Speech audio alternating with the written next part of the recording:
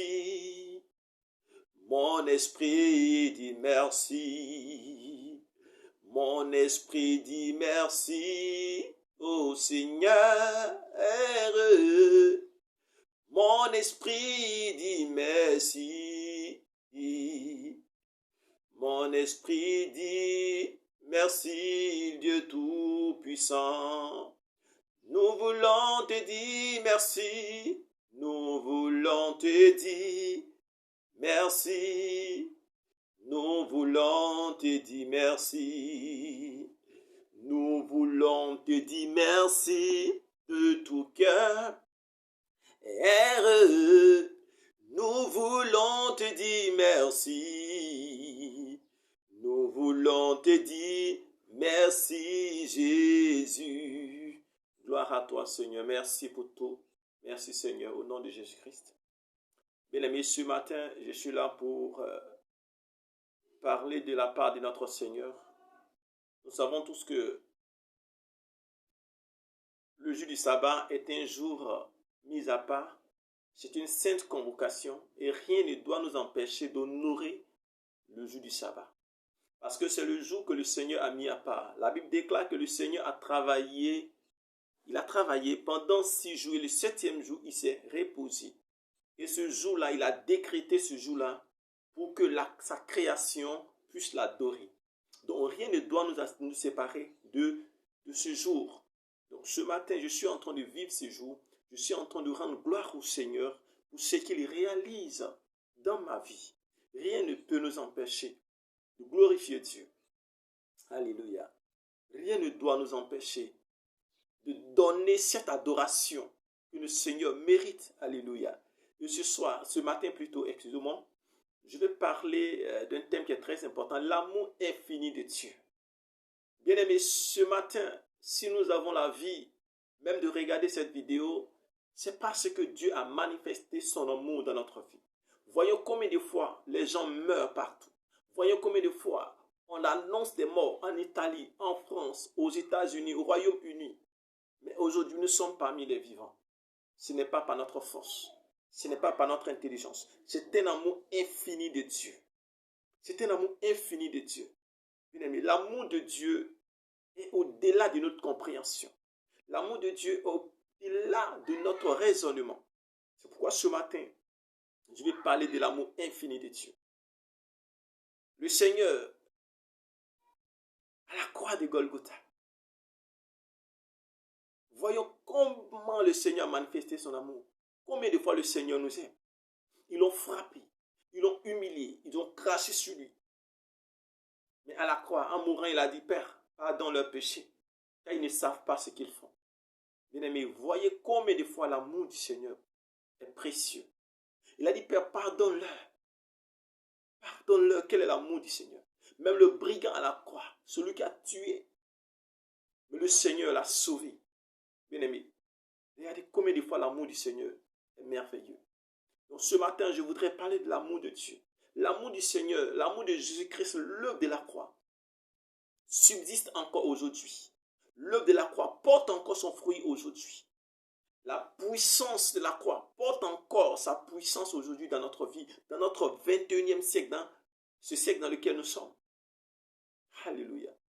L'amour du Seigneur. L'amour du Seigneur à la croix de Golgotha. Il était abandonné de tous. Même ses disciples ont fui. Même ces hommes qui étaient plus proches de lui, qui ont marché avec lui. Ceux-mêmes, il a fait des miracles dans leur vie. Et tous l'ont abandonné, l'ont rejeté. Mais le Seigneur n'a même pas gardé des rancunes dans son cœur. Il a dit, Père, pardonne-leur, car ils ne savent pas ce qu'ils font. Oh, quel amour de Dieu. Quel amour infini de Dieu. Et lorsque le Christ est ressuscité, ceux-mêmes qui l'ont abandonné, il est allé vers eux pour leur communiquer la promesse, pour leur communiquer la vision. Quel est cet amour précieux? Bien-aimé, Jésus nous aime. La croix, ce qu'il a manifesté à la croix, n'est pas passé. Mais l'œuvre de la croix est d'actualité. La puissance de la croix est d'actualité. C'est pourquoi nous devons porter nos regards sur l'œuvre de la croix. Parce que l'œuvre de la croix nous délivre de tout vent.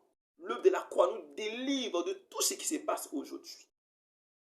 Alléluia. Regardez un peu les enfants d'Israël dans le désert lorsque nous prenons Nombre 21. Ils avaient péché contre Dieu. Et le Seigneur a envoyé le serpent pour les mordre. Et lorsqu'ils sont retournés au Seigneur, et que Moïse est allé devant la face de Dieu, et que Moïse a imploré Dieu, Dieu a dit à Moïse de lever le serpent des reins. Et lorsque Moïse a élevé le serpent des reins, et quiconque a regardé le serpent était guéri. Seigneur, ce serpent-là préfigure le Christ Jésus à la croix. Ce serpent-là montrait Christ qui serait élevé à la croix pour guérir les malades, pour délivrer ceux qui sont combattus, pour libérer les captifs. Et lorsque nous prenons la Bible dans le livre de Jean chapitre 3, la Bible nous enseigne que l'action que Moïse a manifestée à la croix, c'est la même action qui sera manifestée lorsque Christ était à la croix. Au point où quiconque regarde le Christ à la croix et qui ne se détourne pas de Christ à la croix aura la vie. C'est pourquoi, bien aimé, l'amour du Seigneur est présent au milieu de nous. Nous devons tourner nos regards à la croix. Nous devons regarder à la croix. La croix, c'est notre délivrance. La croix, c'est notre guérison. Bien aimé, tu peux être atteint de coronavirus. Ce n'est pas un problème. Ce n'est pas un problème. Mais lorsque tes regards seront portés à la croix, je te déclare que la guérison entrera dans ta vie. Toute chose peut arriver. Mais si tes regards sont portés sur l'œuvre de la croix, tu seras guéri au nom de Jésus. La Bible déclare que même ceux qui étaient mordus par le serpent, mais qui ont regardé à la croix, qui ont regardé le serpent qui était élevé, ils étaient guéris. Bien aimé, la maladie, ce n'est pas un problème devant Dieu. Mais le problème, c'est lorsque nous ne portons pas nos regards à la croix. Parce que tous ceux qui n'ont pas regardé le serpent élevé, ils étaient tous morts. Mais tous ceux qui ont regardé le serpent étaient guéris. Aujourd'hui, plusieurs personnes sont en train de mourir. Mais est-ce que ces personnes sont prêtes à tourner les regards, à regarder l'œuvre de la croix? Est-ce que ces personnes sont prêtes à regarder la croix? Est-ce qu'ils ne sont pas focalisés sur la médecine? Est-ce qu'ils ne sont pas focalisés sur l'œuvre des médecins? Est-ce qu'ils ne sont pas focalisés sur l'argent? Mais toutefois que tu seras focalisé sur la médecine, tu seras focalisé sur les médecins, étant donné que les médecins meurent, étant donné que la médecine a montré ses limites, alors que c'est sur ces personnes que tu focalises tes regards, alors tu mourras. Mais si tu es malade, mais tu es en train de focaliser tes regards, porte tes regards sur l'œuvre de la croix, alors l'œuvre de la croix te guérira au nom de Jésus. Mais combien de personnes aujourd'hui dans ces situations, ils regardent à la croix? Est-ce que nous ne regardons pas la médecine? Est-ce que nous ne regardons pas ceux qui vont nous soigner? Mais alors, si nous regardons ces personnes, c'est la mort qui va entrer dans notre vie. Même quand bien même que nous sommes malades, comme que nous vivons dans une localité où la maladie bat son plein. Mais lorsque nous tournons nos regards, à l'œuvre de la croix nous guérira. Regardez un peu Karambiri, le serviteur de Dieu. Lorsqu'il était atteint de cette maladie, il savait que quelque chose s'est manifesté à la croix. Il savait que l'amour du Seigneur à la croix de Golgotha était fait pour nous. Donc il a regardé l'œuvre de Christ à la croix. Il savait que Christ allait le délivrer. Christ allait le libérer. Parce que c'est par ce maître ici que nous sommes guéris. Il avait cette parole dans son esprit. Par ce maître ici, nous sommes guéris. Au point, lorsqu'il était à l'hôpital, il priait même pour ceux qui étaient malades. Parce qu'il savait que son Père allait le guérir. Parce que c'est par ce maître ici qu'il était guéri. C'est juste une mission, bien aimé. Il a été guéri. Il a été guéri. Il a été libéré. Il a été guéri. Il a même prié pour ceux qui étaient dans les hôpitaux. Il a laissé plusieurs personnes. Il est sorti. Bien aimé. Voici comment l'amour de Dieu se manifeste. Même dans la maladie, l'amour de Dieu. Nous portons nos regards à la croix. Alléluia. Lorsque nous prenons la Bible dans le livre des Cantiques 7. Et non. Cantiques des Cantiques chapitre 8. À partir du verset 7. Waouh. Et les grandes eaux ne peuvent éteindre l'amour de Dieu. Les grandes eaux ne peuvent éteindre l'amour de Dieu. coronavirus ne peut éteindre l'amour de Dieu. Peu importe sa ruse, peu importe ses rugissements, peu importe ses mugissements, ils ne peuvent pas éteindre l'amour de Dieu. Ça ne peut pas annuler l'œuvre de la croix. Ça ne peut pas annuler la puissance de la croix. Or, la puissance de la croix est l'amour de Dieu. Les grandes eaux ne peuvent pas éteindre l'amour de Dieu. Peu importe ce que le coronavirus fait dans le monde entier, si nous regardons l'amour de Christ à la croix, nous sommes guéris. Parce que cela ne peut pas éteindre l'amour de Dieu. Même les fleuves ne peuvent le surmerger. La peur ne peut pas surmerger l'amour de Dieu. La peur ne peut pas être au-delà de l'amour de Dieu. Même lorsqu'un homme donnera tous les biens de sa maison, contre l'amour, il s'attirera des mépris. Aujourd'hui, les risques de ce monde ne peuvent pas corrompre l'amour de Dieu. Les présidents de ce monde ne peuvent pas corrompre l'amour de Dieu. Eux-mêmes se cachent. Bien aimé, l'amour du Seigneur est le socle de notre vie terrestre. Parce qu'aucun ange n'a sauvé la terre. Aucun habitant dans le royaume des cieux n'a sauvé la terre. Mais une seule personne s'est donné garant de venir sauver les hommes, à la personne de Jésus-Christ. Dieu qu'il était, il a accepté d'être humilié par des mortels, par des hommes qui sont la cendre, la poussière. Ils l'ont frappé. Et à la croix, il a dit, mais pardonne-le. Voyons comment cet amour est si précieux. Voyons comment cet amour est si grand. Lâchez Keloboso. Pendant que je suis en train de parler, tous ceux qui sont malades, vous recevez la guérison par la puissance du Saint-Esprit.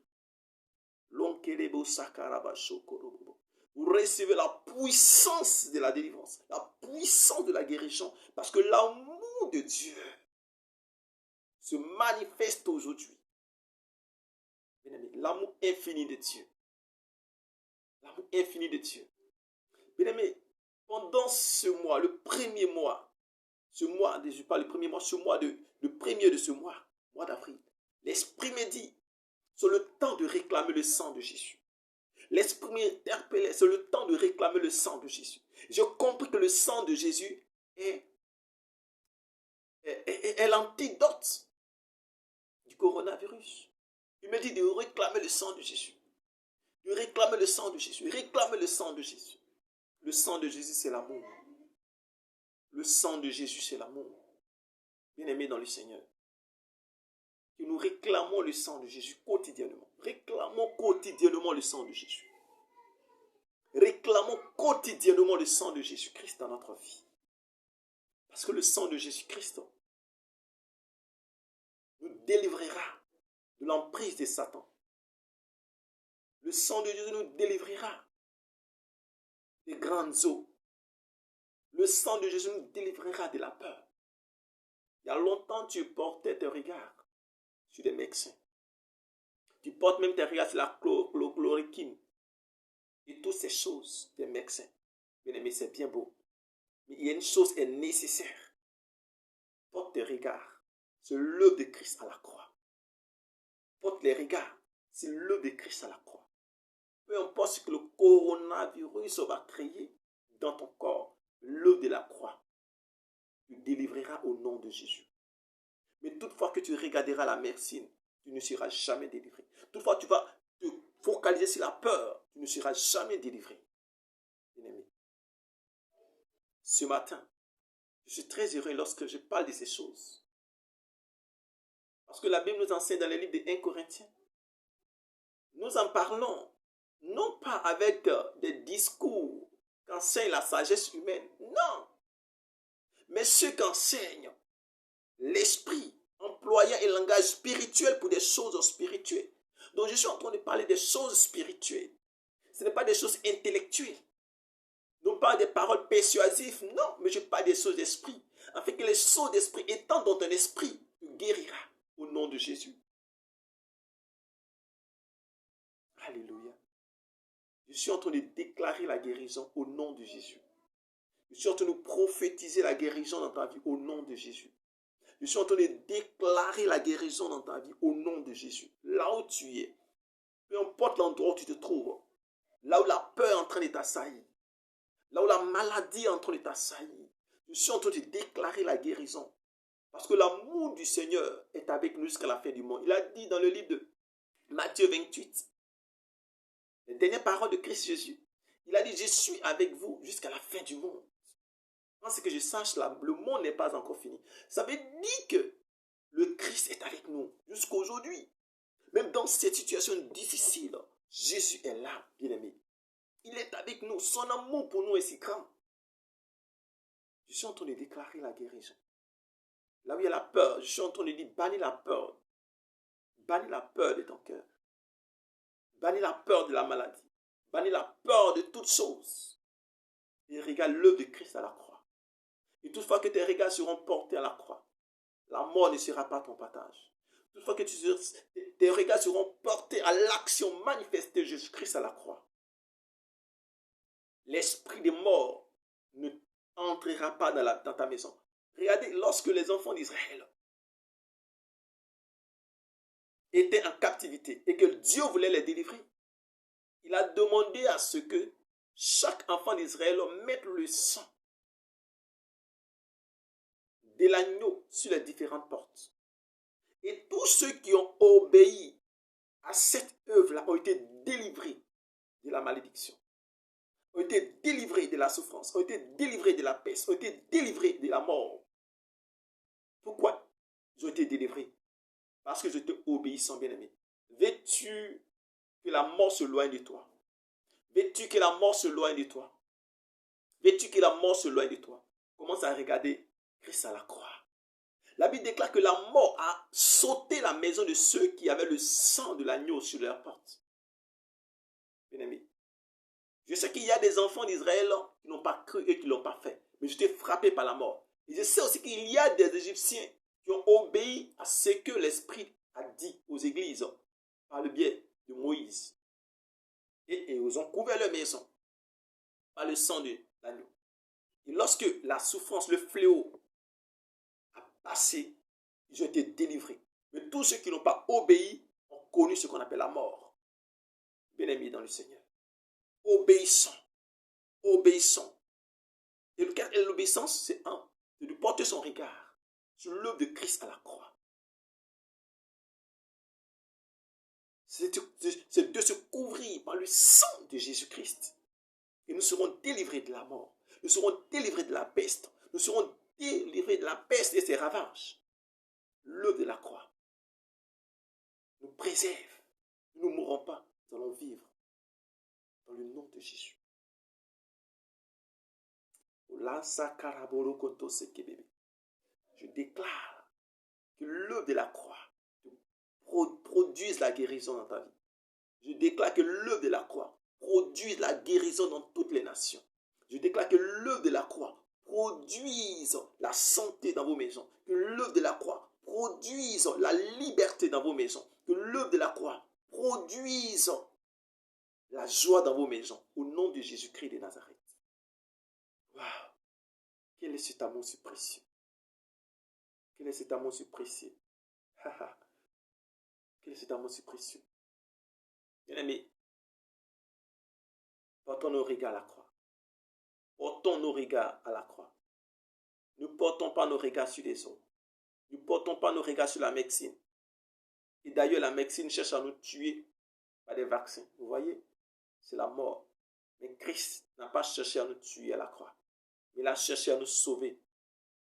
Il a cherché à nous donner la vie éternelle.